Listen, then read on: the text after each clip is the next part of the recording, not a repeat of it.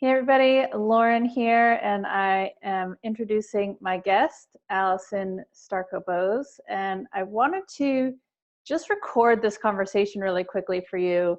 We are actually having it earlier today because I was doing some search online about double lunging and long lining, and the only things that I was seeing out there, what I see a lot out there that actually really is, to me, is archaic knowledge, right? It's archaic knowledge that gets passing down as right, and that we have new information now that is actually more correct on how the body actually works, and movement, and what happens in movement, and strength in movement, and all that sort of thing.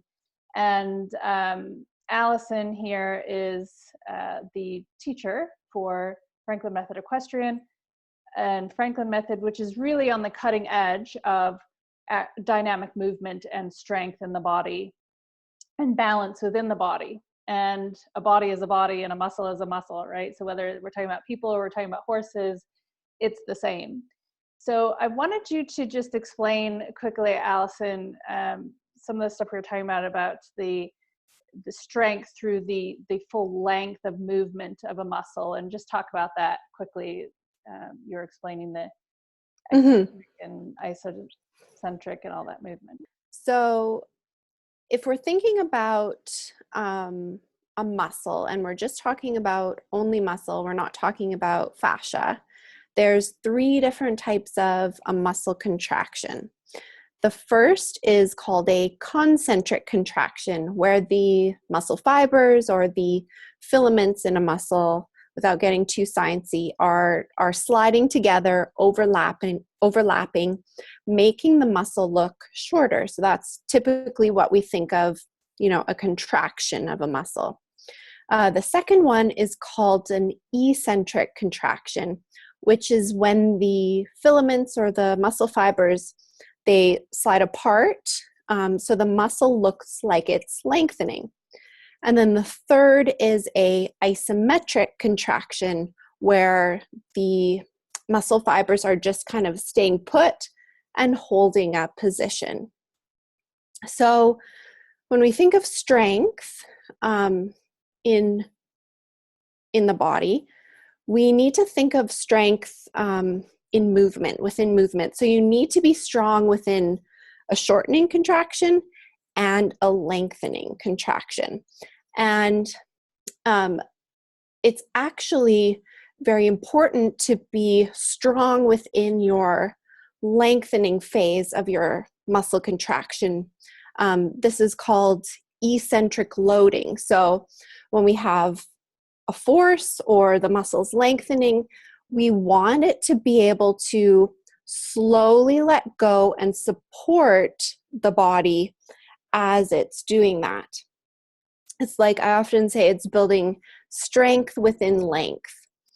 So we need all of these things to be balanced. And if you focus on one thing too much or another thing too much, you won't have balanced strength. You need kind of all of these 3 things. You need concentric, eccentric, isometric, but at each individual moment.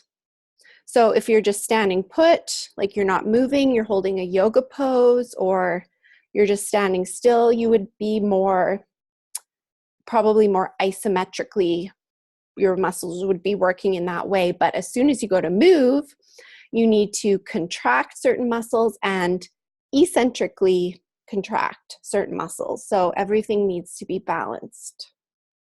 Okay, so what happens, and I think this is what I asked you earlier that spurred this conversation, is that when you hold a position, right, and you hold a pose, and then you try to then move, my experience has been that if you're taught that, and if your horses are taught that, it will lead to injury, because they're not learning how to actually balance their body through a whole range of motion. So the strength actually isn't all the way there, and it leads to contortion on some level, either they stop breathing or they stop moving correctly or they contort themselves to, make the movement happen, because they're not able to actually use the full range of motion within the balance to actually find true balance within each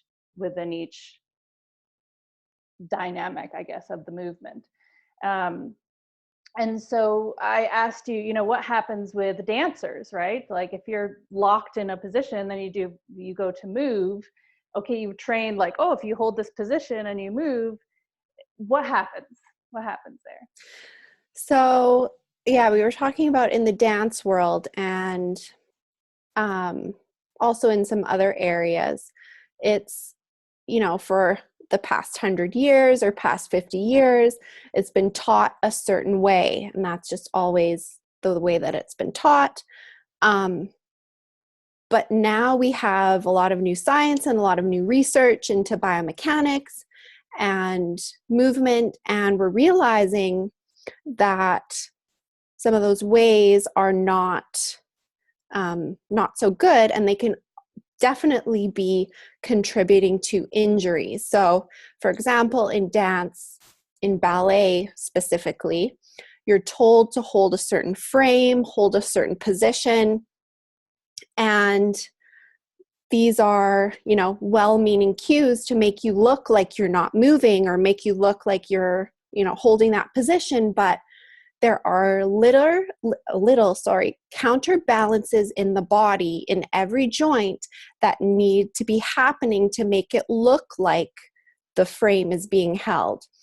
And if you hold, or if you're stiff and hold any joint that needs to be able to do its little counterbalancing, if you're holding that joint, the stress is going to go somewhere else in the body. And when you're a young dancer, or similarly when you're a young horse, you can kind of coordinate your body around that and you'll be fine. But the wear and tear will build up, and then all of a sudden one day you have a tear, an injury that's kind of, not easy to repair, because, first of all, you might need a big surgery or big whatever, but you also need to address those movement patterns and the holding that is causing the stress on that area. So we see a lot of injuries in dance for sure. Yeah, and I think that's the case with horses as well. And so, anyways, I just wanted to open up this conversation and really, so looking at the new data that's out there, right? What would be the correct way to actually bring balance and strength to the body in movement? See, this is the key, is that if, okay, the horse was just standing there and you had it in a frame, right? That would be holding a position. But then to have them try and do that while they're moving, it's just like now, especially the new data, that just doesn't make sense. It leads to eventually to injury, right? And contortion, like we talked about. So what do we know now that is the difference? So one great way to build dynamic movement safely is to focus on eccentric loading. So that is building strength within that lengthening phase. And how you do that, so if you were, trying to strengthen your bicep eccentrically, you would have a weight, you would be holding on to a weight, and you would slowly allow the muscle to lengthen as you have that extra resistance. So slowly, slowly, slowly, slowly lengthen, lengthen, lengthen. That's called eccentrically loading. And then you can concentrically contract, where the muscle will shorten. And then you do the same thing. You slowly, slowly, slowly let it lengthen. Same thing, when we want to do a big movement with the leg or whatever, you want to slowly let that muscle lengthen and support whatever weight or load. That's so interesting, because very few people in the horse world actually figured this out, right? So my teacher in particular, he was taught, and in turn taught me, that you have to teach the horse, basically it has to feel as if they were on sticks, that you could push their nose out. But if you think of that eccentric movement and eccentric loading, that makes perfect sense, right? Because that means they would have to have strength and balance throughout the entire range of the movement. They would have to stay balanced for that and also be able to bring that back. So that was their whole thing, is that you could actually let that out and have it feel like you're pushing their nose out with a stick, right? But then also be able to just bring that back, and it would have the same feeling. So there wasn't like this loss of balance or absence of nothing, right? Which is what happens when a horse is trained with side reins. You know, for example, is they just stay like this, but then there's a gap between, you know, you then have to teach them like it's a trick to then follow the hand and things like that. They learn to back off of the hand, which is a very different thing. And, you know, even Charlotte Dujardin, for example, she did a symposium in New York, and she said the very same thing, that you should have the impression that you could push their nose out. So there have been, you know, a few people that have figured that out, you know, for balance, but it's quite rare. So I wanted to get that new information out there. And yeah, and it's not like, it's not loosey goosey or letting things out. It's supported within the length. So that's when you have a beautiful dancer or a really well moving horse, when they're able to support their weight in a lengthening and then contracting. Very cool. And everything needs to be totally balanced. These little counter movements, if you're holding or gripping or not allowing something to move, that stress is going to go somewhere else.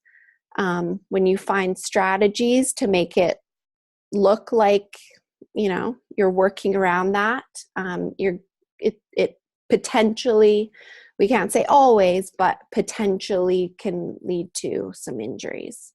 And I think you probably see that in riders too. I mean, especially that's your focus is on the rider. So I imagine, you know, all of the people that have been taught to hold a position their entire life, I'm sure they have some sort of back injuries or, you know, something to that extent. Yes, they do. Or they can't breathe, or they can't move. Can't breathe, yeah. So, I mean, we could keep talking. I don't know. I've got more things to talk about. I know. Maybe we should do this every week. Every week we'll have a conversation. That could be fun.